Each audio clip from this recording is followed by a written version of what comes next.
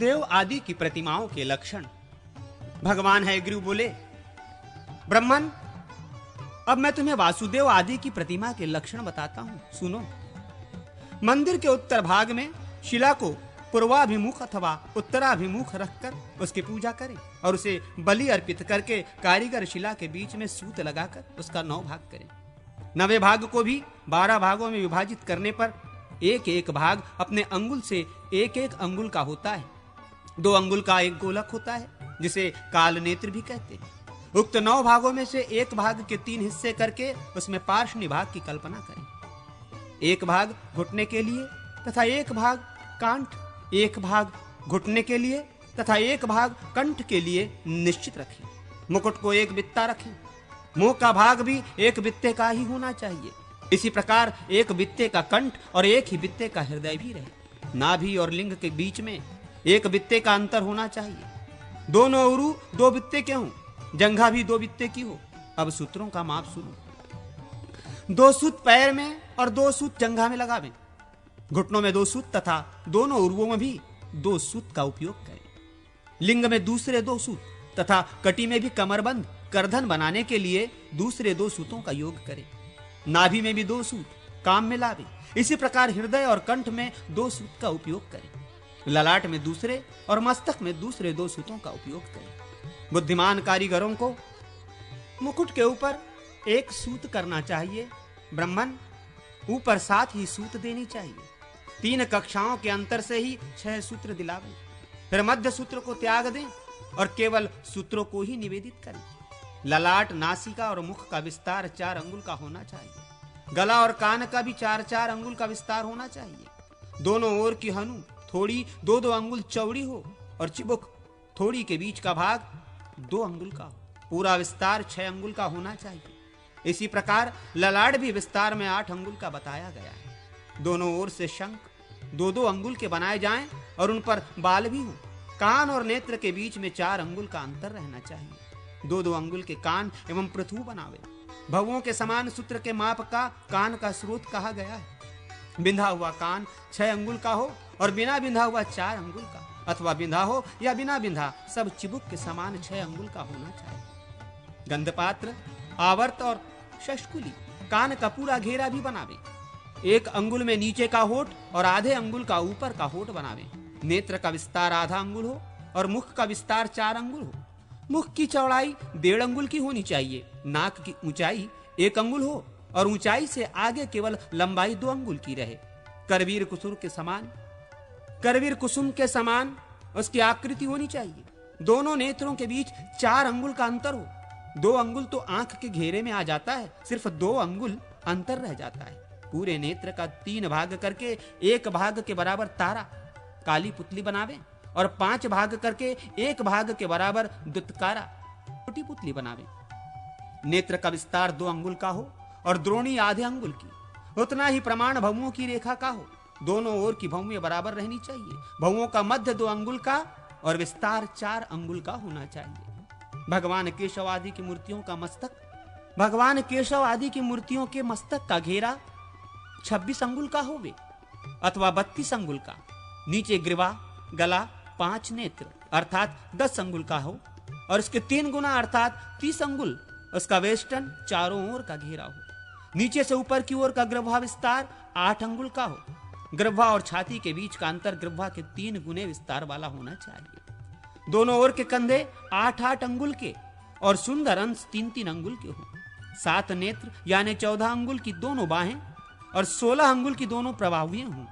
7 नेत्र यानी 14 अंगुल की 2 बाहें और 16 अंगुल की 2 प्रबाहुएं हों। बाहु और प्रबाहु मिलकर पूरी बाह समझी जाती है।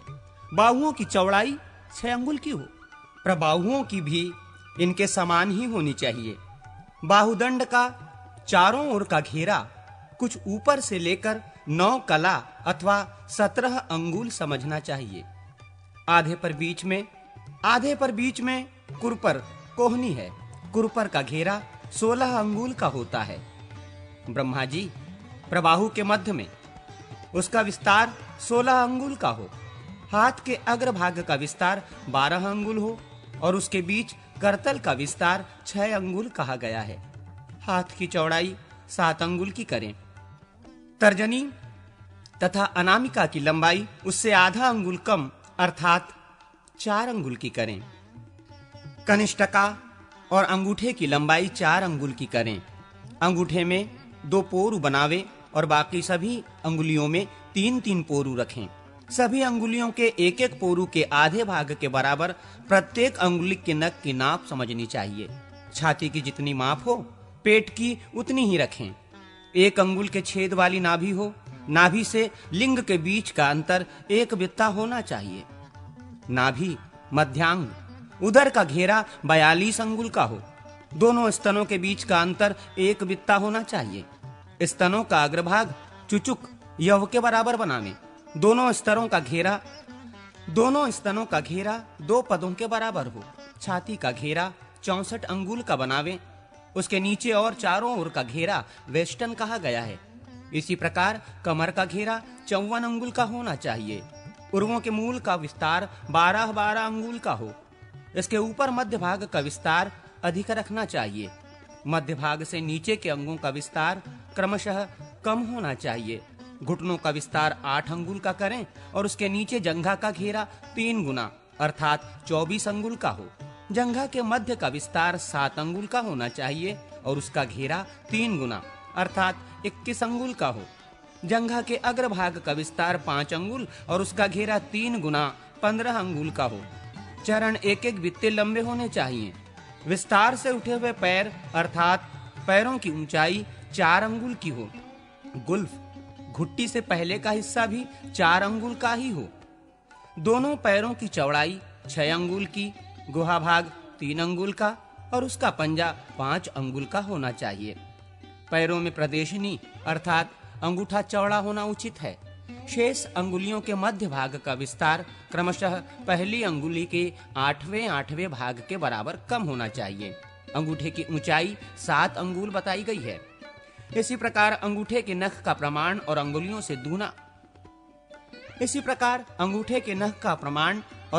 से दूना रखना चाहिए। दूसरी अंगुली के नख का विस्तार आधा अंगुल तथा अन्य अंगुलियों के नखों का विस्तार क्रमशः जरा कम कर देना चाहिए। दोनों अंडकोश 3-3 अंगुल लंबे बनावें और लिंग 4 अंगुल लंबा करें। उसके ऊपर का भाग 4 अंगुल रखें। अंडकोशों का पूरा घेरा 6-6 अंगुल का होना चाहिए। इसके सिवा भगवान की प्रतिमा सब प्रकार के भूषणों से भूषित करनी चाहिए। ये लक्षण उपदेश्य मात्र संक्षेप से बताया गया है। इसी प्रकार लोक में देखे जाने वाले अन्य लक्षणों को भी दृष्टि में रखकर प्रतिमा में उसका निर्माण करना चाहिए। दाहिने हाथों में से ऊपर वाले हाथ में चक्र और नीचे वाले हाथ में पद्म धारण करावें। बाएं हाथों में से ऊपर वाले हाथ में शंख और नीचे वाले हाथ में गदा बनावें। ये वासुदेव श्री कृष्ण का चिन्ह है, अतः उन्हीं की प्रतिमा में रहना चाहिए। भगवान के निकट हाथ में कमल लिए हुए लक्ष्मी तथा वीणा धारण किए पुष्टि देवी की भी प्रतिमा बनावें। इनकी ऊंचाई भगवत विग्रह के उर्वों के बराबर होनी चाहिए। इनके अलावा प्रभा मंडल में स्थित मालाधर और विद्याधर का विग्रह बनावें। प्रभा हस्ती आदि से भूषित होती है। भगवान के चरणों के नीचे का भाग अर्थात पादपीठ कमल के आकार का बनावें। इस प्रकार देव प्रतिमाओं में उक्त लक्षणों का समावेश करना चाहिए। पिंडी आदि के लक्षण। भगवान हयग्रीव कहते हैं, ब्रह्मन, अब मैं पिंडियों का लक्षण बता रहा हूं। पिंडी का लंबाई में प्रतिमा के समान ही होती है, परंतु उसकी ऊंचाई प्रतिमा से आधी होती है। पिंडिका को 64 कूटों पदों या कोष्ठकों से युक्त करके नीचे की 2 पंक्ति छोड़ दें और उसके ऊपर का जो कोष्ठ है उसे चारों ओर दोनों पार्श्वों में भीतर की ओर से मिटा दें। इसी तरह ऊपर की 2 पंक्तियों को त्याग कर उसके नीचे का जो एक कोष्ठ या एक पंक्ति है उसे भीतर की ओर से यत्न पूर्वक मिटा दें। दोनों पार्श्वों में समान रूप से ये क्रिया करें। दोनों पार्श्वों के मध्यगत जो 2 चौक हैं उनका भी मार्जन कर दें। तदनंतर उसे 4 भागों में बांटकर विद्वान पुरुष ऊपर की 2 पंक्तियों को मेखला माने। मेखला भाग की जो मात्रा है उसके आधे मान के अनुसार उसमें खाद खुदावें। फिर दोनों पार्श्व भागों में समान रूप से एक एक भाग को त्याग कर बाहर की ओर का एक पद नाली बनाने के लिए दे दें। विद्वान पुरुष उसमें नाली बनवाएं, फिर 3 भाग में जो एक भाग है उसके आगे जल निकालने का मार्ग रहे। नाना प्रकार के भेद से यह शुभ पिंडिका भद्रा कही गई है। लक्ष्मी देवी की प्रतिमा ताल हथेली के माप से 8 ताल की बनाई जानी चाहिए। अन्य देवियों की प्रतिमा भी ऐसी ही हो।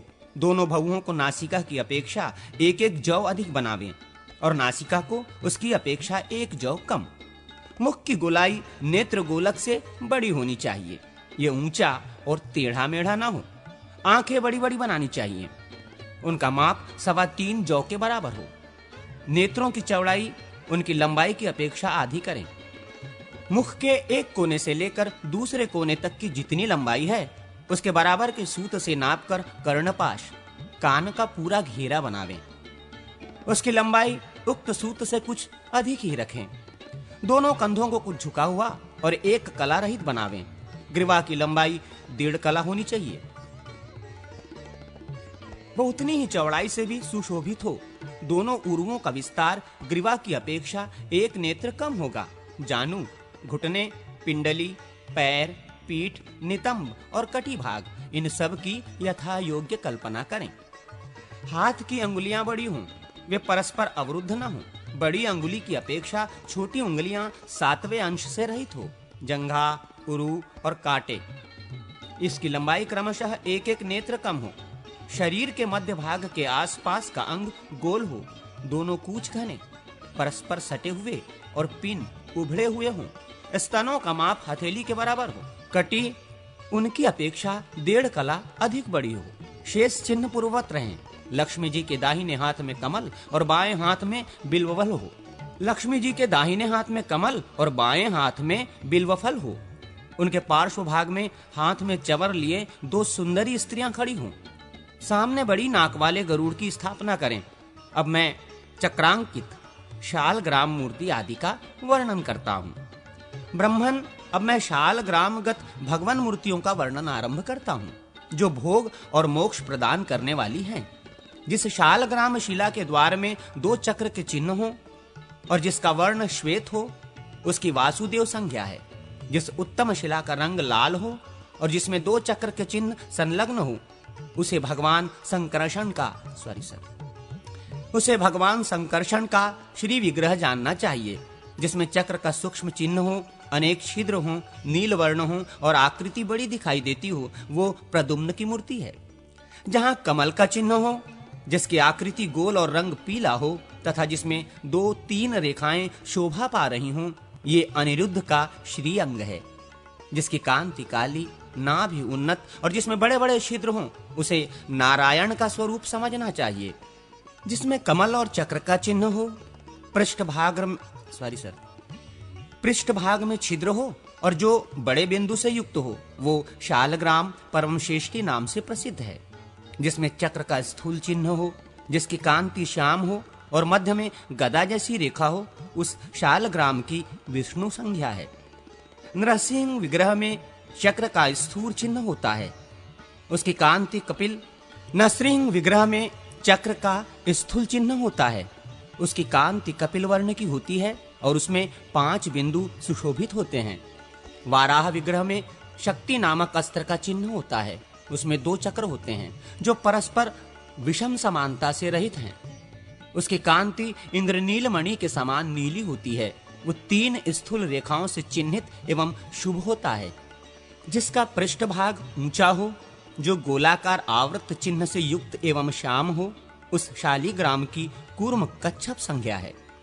जो अंकुश किसी रेखा से सुशोभित नील वर्ण एवं बिंदु युक्त हो, उस शालग्राम शिला को हैग्रीव कहते हैं। जिसमें 1 चक्र और कमल का चिन्ह हो, जो मणि के समान प्रकाशमान तथा पुच्छाकार रेखा से शोभित हो, उस शालग्राम को बैकुंठ समझना चाहिए। जिसकी आकृति बड़ी हो, जिसमें 3 बिंदु शोभा पाते हो, जो कांच के समान श्वेत तथा भरा पूरा हो, वो शालग्राम शिला मत्स्यावतारधारी भगवान की मूर्ति मानी जाती है। जिसमें मनमाला का चिन्ह और 5 रेखाएं हों, उस गोलाकार शालग्राम शिला को श्रीधर कहते हैं। गोलाकार, अत्यंत छोटी, नीली एवं बिंदुयुक्त शालग्राम शिला की वामन संज्ञा है। जिसकी कांति श्याम हो, दक्षिण भाग में हार की रेखा और बाएं भाग में बिंदु का चिन्ह हो। उस शालग्राम शिला को त्रिविक्रम कहते हैं, जिसमें सर्प के शरीर का चिन्ह हो, अनेक प्रकार की आभाएं दिखती हो तथा जो अनेक मूर्तियों से मंडित हो, वो शालग्राम शिला अनंत शेषनाग कही गई है। जो स्थूल हो, जिसके मध्य भाग में चक्र का चिन्ह हो तथा अधोभाग में सूक्ष्म बिंदु शोभा पा रहा हो, उस शालग्राम की दामोदर संज्ञा है। एक चक्र वाले शालग्राम को सुदर्शन कहते हैं। 2 चक्र होने से उसकी लक्ष्मी नारायण संज्ञा होती है। जिसमें 3 चक्र हों, वो शिला भगवान अच्युत अथवा त्रिविक्रम है। 4 चक्रों से युक्त शालग्राम को जनार्दन, 5 चक्र वाले को वासुदेव, 6 चक्र वाले को प्रद्युम्न तथा 7 चक्र वाले को संकर्षण कहते हैं। 8 चक्र वाले शालग्राम की पुरुषोत्तम संज्ञा है। 9 चक्र वाले को नवयु कहते हैं। 10 चक्रों से युक्त शिला की दशावतार संज्ञा है। 11 चक्रों से युक्त होने पर उसे अनिरुद्ध, 12 चक्रों से चिन्हित होने पर द्वादशात्मा तथा इससे अधिक चक्रों से युक्त होने पर उसे अनंत कहते हैं। ब्रह्मन, अब मैं तुम्हारे सम्मुख पूर्वोक्त चक्रांकित शालग्राम विग्रहों की पूजा का वर्णन करता हूँ, जो सिद्धि प्रदान करने वाली है। श्रीहरि की पूजा 3 प्रकार की होती है: काम्या, अकाम्या और उभयात्मिका। मत्स्य आदि 5 विग्रहों की पूजा काम्या अथवा उभयात्मिकता हो सकती है। पूर्वोक्त चक्रादि से सुशोभित वराह, नरसिंह और वामन, इन तीनों की पूजा मुक्ति के लिए करनी चाहिए। अब शालग्राम पूजन के विषय में सुनो, जो 3 प्रकार की होती हैं। इनमें निष्कला पूजा उत्तम, सकरला पूजा कनिष्ठ और मूर्ति पूजा को मध्यम माना गया है। चौकोर मंडल में स्थित कमल पर पूजा की विधि इस प्रकार है: हृदय में प्रणव का न्यास करते हुए षडंग न्यास करें, फिर करन्य न्यास और व्यापक न्यास करके 3 मुद्राओं का प्रदर्शन करें। तत्पश्चात चक्र के बाह्य भाग में पूर्व दिशा की ओर गुरुदेव का पूजन करें। पश्चिम दिशा में गणका, वायव्य कोण में धाता का एवं नैऋत्य कोण में विधाता का पूजन करें। दक्षिण और उत्तर दिशा में क्रमशः कर्ता और हर्ता की पूजा करें। इसी प्रकार ईशान कोण में विश्वक्सेन और अग्नि कोण में क्षेत्रपाल की पूजा करें। फिर पूर्वादि दिशाओं में ऋग्वेद आदि 4 वेदों की पूजा करके आधार शक्ति, अनंत, पृथ्वी, योगपीठ, पद्म तथा सूर्य, चंद्र और ब्रह्मात्मक अग्नि, इन तीनों के मंडलों का यजन करें। तदनंतर द्वादशाक्षर मंत्र से आसन पर शिला की स्थापना करके पूजन करें। फिर मूल मंत्र के विभाग करके एवं संपूर्ण मंत्र से क्रमपूर्वक पूजन करें। फिर प्रणव से पूजन करने के पश्चात 3 मुद्राओं का प्रदर्शन करें। इस प्रकार ये शालग्राम की प्रथम पूजा निष्कला कही जाती है। पूर्ववत षोडशदल कमल से युक्त मंडल को अंकित करें। उसमें शंख, चक्र, गदा और खड्ग, इन आयुधों की तथा गुरु आदि की पहले की भांति पूजा करें। पूर्व और उत्तर दिशाओं में क्रमशः धनुष और बाण की पूजा करें। प्रणव मंत्र से आसन समर्पण करें और द्वादशाक्षर मंत्र से शिला का न्यास करना चाहिए। अब तीसरे प्रकार की कनिष्ठ पूजा का वर्णन करता हूँ, सुनो। अष्टदल कमल अंकित करके उस पर पहले के समान गुरु आदि की पूजा करें। फिर 8 अक्षर मंत्र से आसन देकर उसी से शिला का न्यास करें।